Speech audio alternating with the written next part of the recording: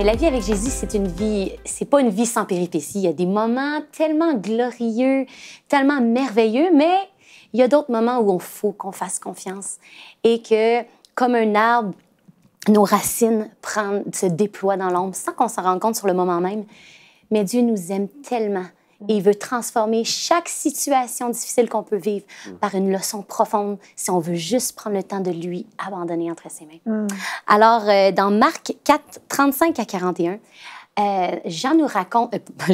Marc nous raconte l'histoire de Jésus, que Jésus demande à ses disciples de passer de l'autre côté de la rive.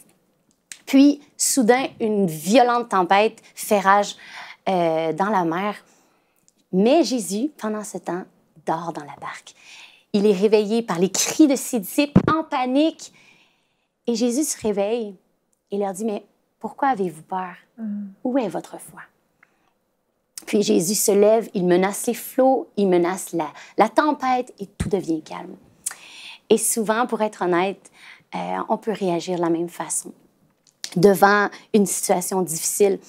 Et Dieu, dans son amour, on peut supplier, « Seigneur, interviens dans ma situation. » Puis il vient, il calme la tempête.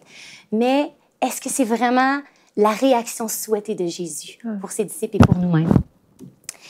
Et une leçon que Jésus nous apprend dans cette histoire, c'est la puissance du repos en lui. C'est tellement important de se reposer en lui. Et comme Isaïe 30, 15 nous dit, c'est dans la tranquillité et le repos que sera votre salut.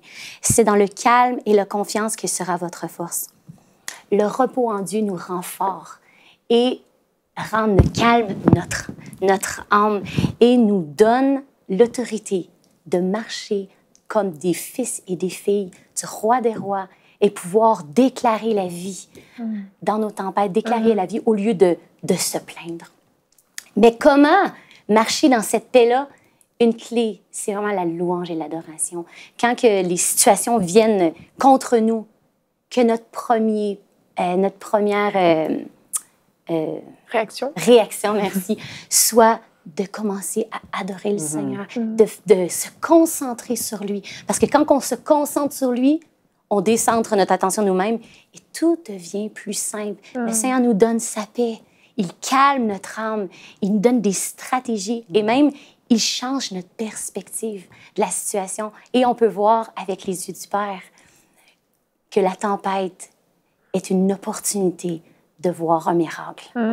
Alors, c'est très puissant. La louange et l'adoration, c'est une clé tellement puissante. Amen. Retrouvez la suite de ce programme dans l'émission Bonjour chez vous sur EMCI TV.